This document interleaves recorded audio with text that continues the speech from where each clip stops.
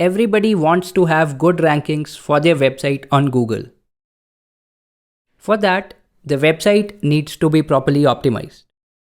There are several parameters around which this optimization takes place. You can do this manually.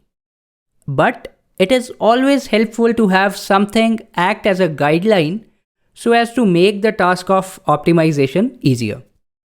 In this video, we'll install Yoast SEO plugin, which is amazingly popular in the SEO world.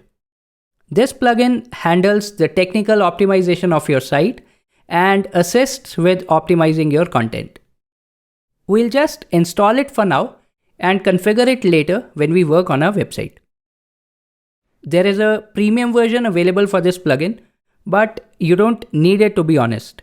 The free version serves the purpose for most people.